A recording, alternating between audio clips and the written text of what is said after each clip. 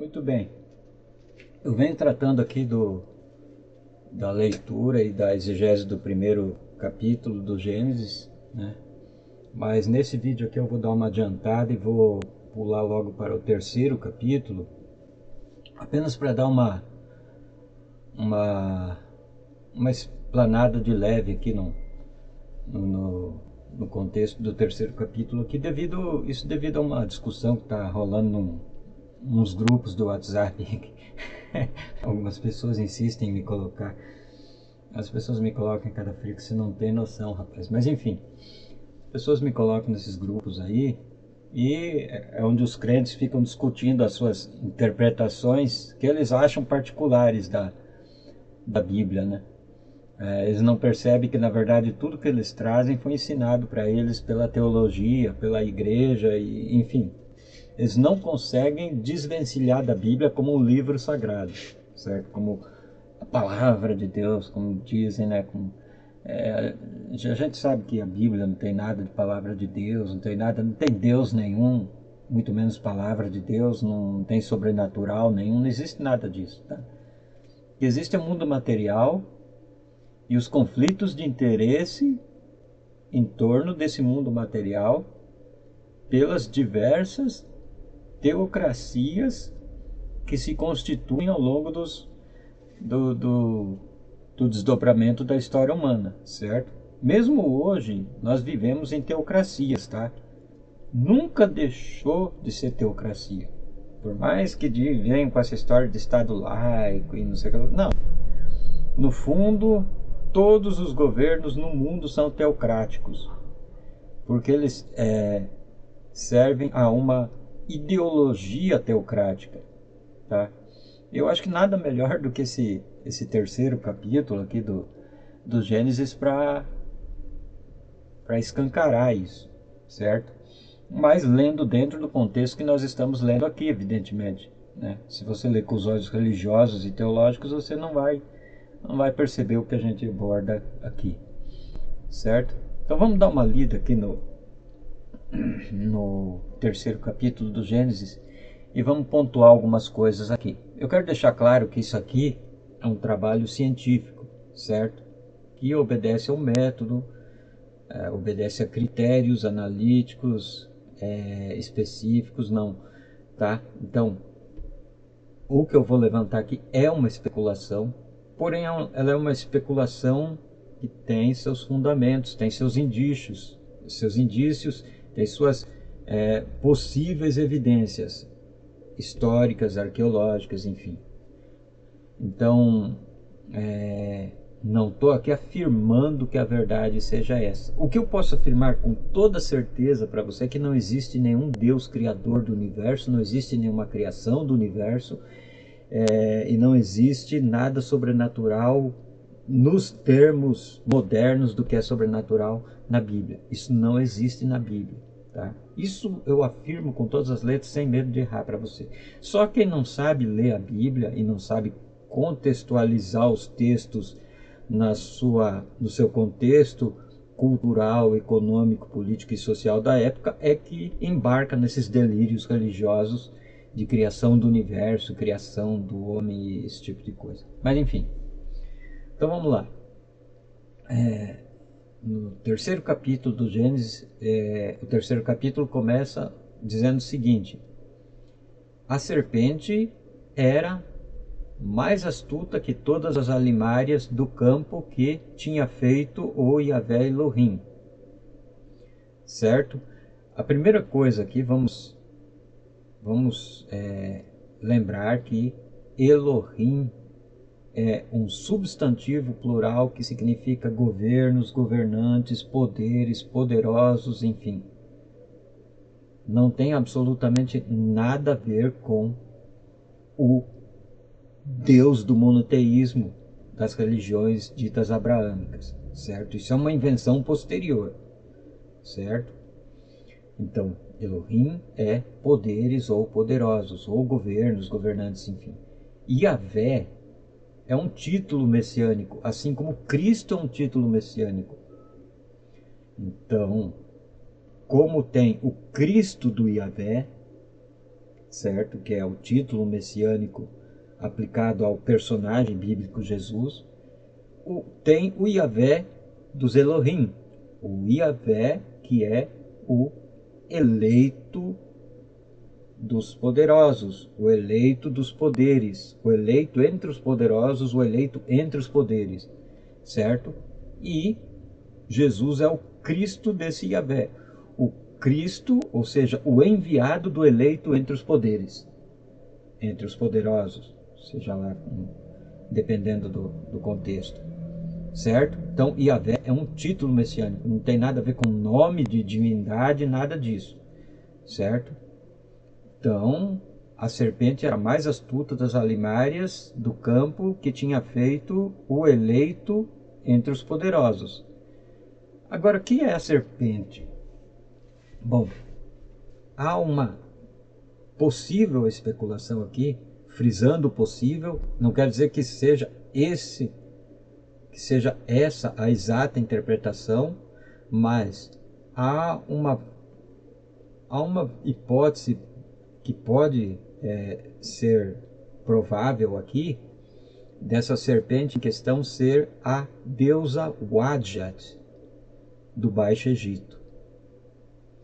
E por que eu estou dizendo isso? Porque a cronologia adâmica, dentro da cronologia bíblica, remete ao ano 4200 a.C.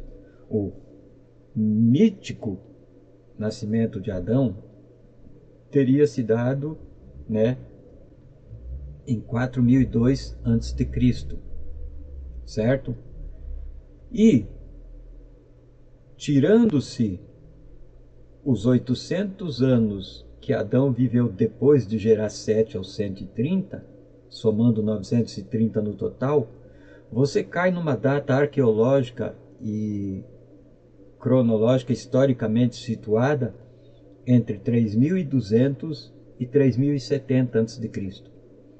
E acontece que isso converge com um acontecimento histórico arqueologicamente bem documentado, que é o evento da colonização do Baixo Egito pelo Alto Egito, certo? E a deusa do Baixo Egito, como eu já disse, era a Wadjet, a serpente alada guardiã do Nilo e dos juncos. Juncos é a planta utilizada, era o papiro, certo? A planta utilizada para fazer o papiro. E também utilizada em muitas outras coisas, muitos outros artefatos e tal, né? E a maldição lançada sobre a serpente em consequência da desobediência de Adão e Eva ao eleito entre os poderosos, que é o Yahvé Elohim, né, resultou no rebaixamento da serpente alada à condição de mera serpente que rasteja na terra. Ou seja, pode-se estar lendo aí de uma forma metafórica, figurada, né, a destruição do mito da deusa Wadjet como serpente alada guardiã do Nilo e dos juncos, certo? Então é isso que pode significar o rebaixamento da serpente à condição de animal que rasteja e come pó da terra, certo? E como eu já disse, a cronologia adâmica, ela coincide com a cronologia da colonização do Baixo pelo Alto Egito. Então, há aqui um indício do que pode ser uma evidência arqueológica de um evento histórico transfigurado nesse mito do Éden de Adão e Eva, certo? Há uma possibilidade de conexão aí. Não estou afirmando que seja diferente da religião que afirma coisas. A ciência não se pretende afirmar nada. A ciência levanta hipóteses que, uma vez testadas, podem ser verificadas verdadeiras ou não. E essa é apenas uma hipótese que eu estou levantando, certo? Mas uma coisa eu posso afirmar com toda certeza absoluta: Não existe eterno, não existe criador do universo, não existe criação literal do homem, não existe nada disso nos textos bíblicos. Tá? Isso é uma tradição judaica, cristã, islâmica. As religiões ditas abraâmicas. Foram essas religiões que deram essa interpretação a esses textos que, originariamente, na minha leitura, não são textos hebreus. Eles foram apropriados pelos hebreus, assim como o Antigo Testamento foi apropriado pelos cristãos no Novo Testamento. Certo? Mas a história foi adaptada a eles, por eles, para eles e segundo a tradição deles. Porém, a história, a meu ver, é anterior e trata de um evento totalmente diferente que nada tem a ver com a história prosaica do povo hebreu, certo? Então a serpente, ela disse à mulher: é assim que foi dito pelos poderosos, pelos poderes Elohim: não comerão vocês de toda a árvore do jardim? Ora, disse a mulher à serpente, então. Ela respondeu, né? Não, do fruto das árvores do jardim nós comeremos. Nós só não comeremos do fruto da árvore que está no meio do jardim, né? Porque dela foi dito pelos poderes que não comêssemos, porque no dia em que dela comermos, morreremos, né? Isso é o que foi dito lá no capítulo 2, né? A Adão. Né? Olha, de todas as árvores do jardim você comerá livremente, mas do dia em que você se atrever a comer da árvore do conhecimento do que é bom e do que é mal, você é um homem morto. Ou seja, há claramente ali uma menção subliminar, né, de um ultimato da parte de um rei, de um governante, a um dos seus braços direitos sobre os trabalhadores que trabalham para esse reino.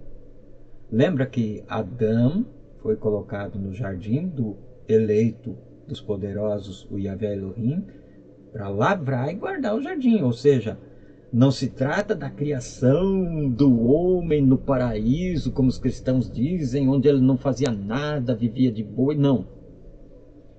Adão era um agricultor, né, que foi eleito por Yahvé Elohim para ser o seu capataz sobre os outros agricultores na manutenção do seu jardim privado, do seu jardim particular.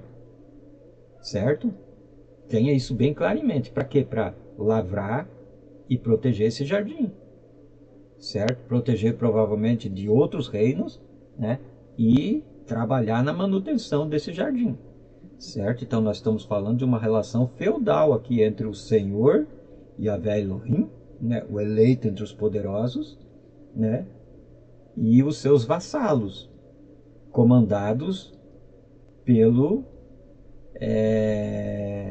como é que se chama? Pelo capataz Adão, certo? É isso que o texto dá a entender na interpretação material por trás do que está escrito aqui, certo? E não estou nem figurando nada aqui, porque isso é praticamente literal, quando você tira a venda teológica dos olhos e lê o texto como se deve ler, um simples texto histórico, certo? Né? Então, no dia em que dele começa... E o que era essa árvore da ciência do bem e do mal, do conhecimento do que é bom e do que é ruim, que divide o jardim? Divide o jardim como? Ora, divide entre os que mandam e os que obedecem. Certo? Isso está claro. E Adão, o homem Adão, apesar de ser um capataz sobre os outros agricultores ali, que ele comanda, ele está entre os agricultores na condição hierárquica. Ele não está entre os que dominam, entre os governantes. E isso vai ficar absolutamente claro quando você lê né? Porque a serpente disse: vocês não vão morrer porra nenhuma, vocês vão decidir por vocês mesmos o que é bom e ruim para vocês e vão se libertar da tirania desse Yahvé Elohim aí. É isso que a serpente diz, né? Em claro e bom português para Eva, né? E a forma como fica claro de que Adão estava contado entre, apesar de ser o capataz, de ter autoridade sobre os agricultores, os outros agricultores, é que ele fazia parte dos outros agricultores. A forma como isso está claro é no que consistia essa diferença entre o Adão e o eleito dos poderosos, né? Porque o que acontece no dia que eles comem do fruto, né? Os olhos de ambos se abrem e eles conhecem que estão nus. Ora, o que significava ser nu no contexto daquela época? Não tem nada a ver com vergonha sexual, com vergonha de foro erótico. Aqui não tem nada a ver com isso. Tem a ver com vergonha hierárquica. Adão e Eva se sentem envergonhados porque eles percebem que, na verdade, eles são parte do povo que eles comandam para o Yahvé Elohim. Ou seja, eles percebem que, apesar de comandarem o povo para os poderosos e o seu eleito, eles não são parte dos poderosos e o seu eleito. Eles são parte daquele povo que eles comandam. Por quê? Porque eles estão nus. E quem andava nu eram os escravos, eram os agricultores, eram todos aqueles que não faziam parte da classe dominante, das hierarquias superiores, certo? Isso fica claro, por exemplo, quando você olha as pinturas egípcias e você vê que os agricultores, os escravos, as pessoas que trabalham estão sempre representadas como nuas ou como seminuas, enquanto que os reis, os faraós, os escribas, todos os do alto escalão do Estado e enfim, da alta hierarquia ali, estão sempre bem vestidos, certo? Então é isso que eles percebem, né? E ao perceber isso, o que eles fazem? Eles costuram aventais de folhas de figueira. E aqui entra mais uma questão. Ora, o Adão e a Eva costuram aventais de folha de figueira. Mas o Yahvé Elohim, os poderosos e seu eleito, não se vestem de folhas de figueira. E isso fica claro quando Adão e Eva são expulsos do seu jardim, né? Porque o que ele vai fazer? Ele vai matar animais e com as peles ensanguentadas desses animais mortos ele vai humilhar o suposto casal antes de expulsar do seu jardim, certo?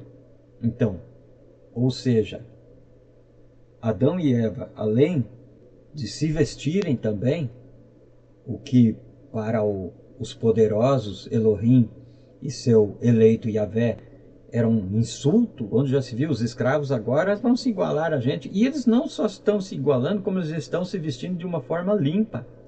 Eles não estão vestindo peles de animais, eles inventaram roupas de fibra vegetal, ou seja, eles estão querendo ser superiores até a nós, sabe?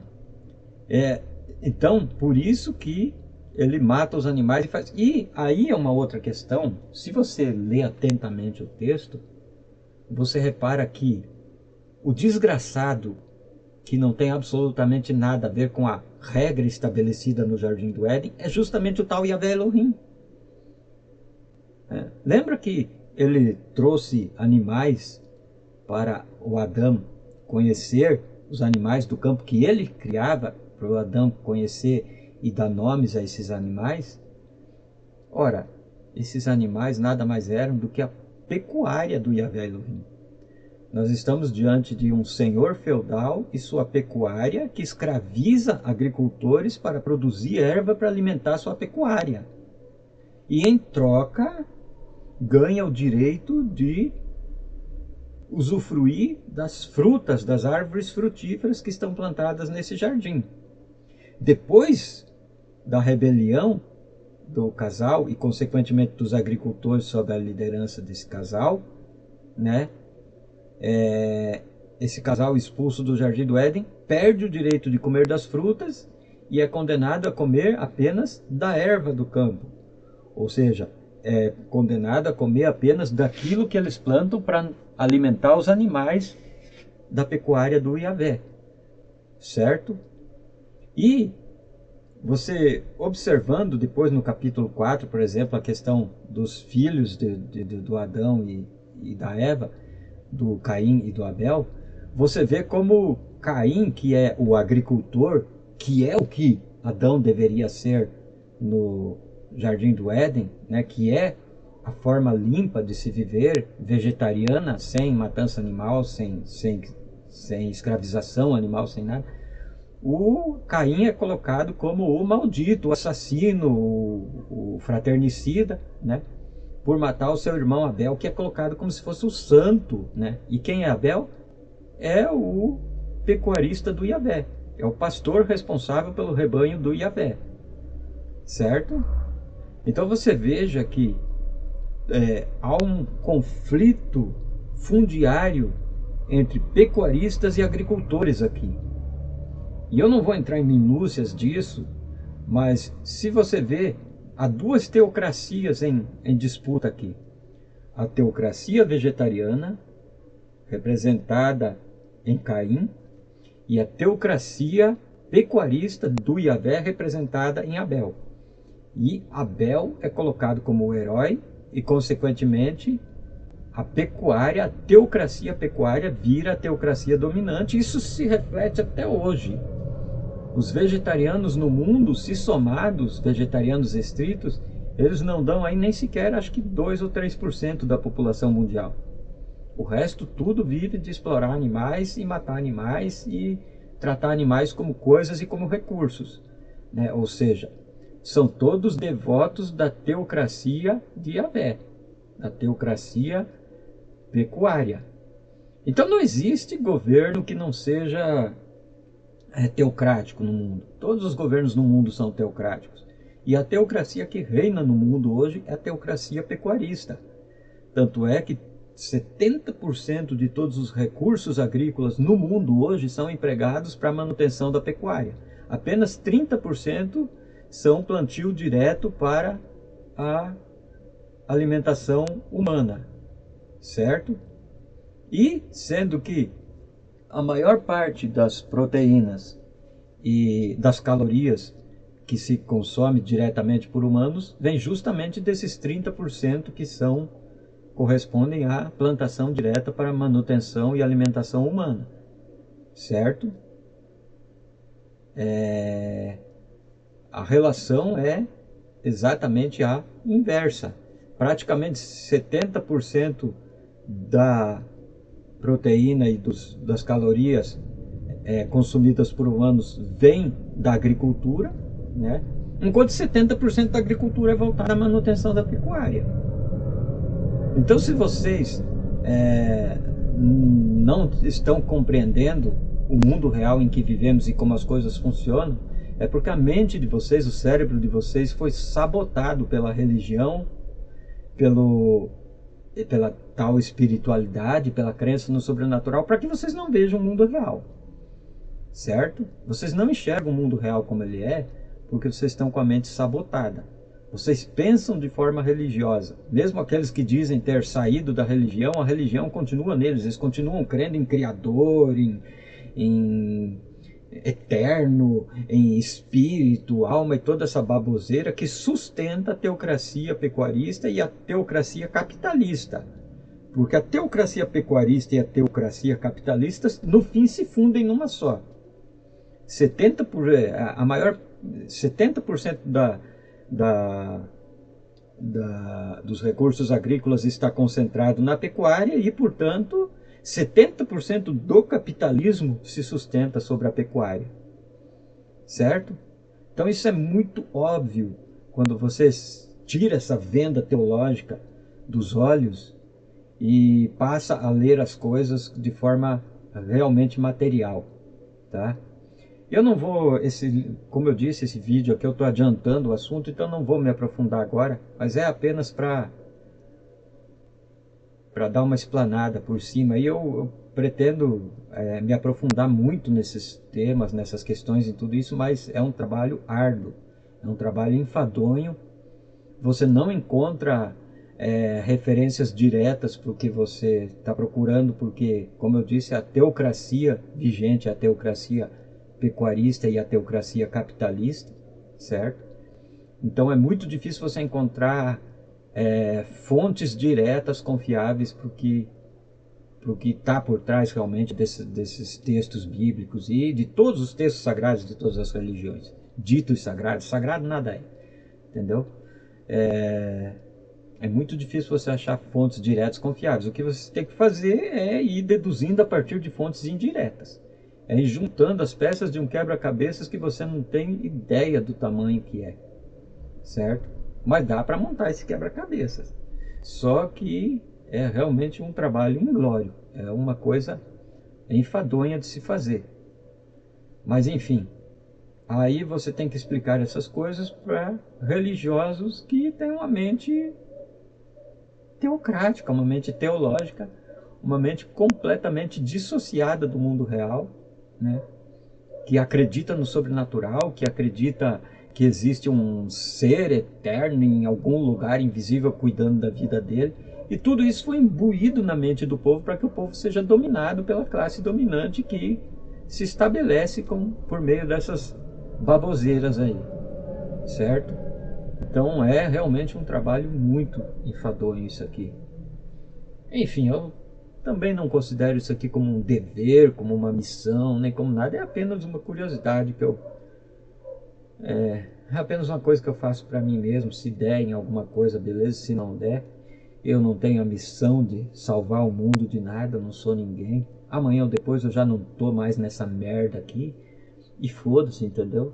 As pessoas provavelmente seguirão seus condicionamentos biruleibes aí, continuarão viajando na maionese, rezando para o sobrenatural e acreditando em baboseiras e enfim, o mundo provavelmente só vai se afundar cada vez mais na merda. Dificilmente isso aqui vai caminhar para alguma coisa racional, certo?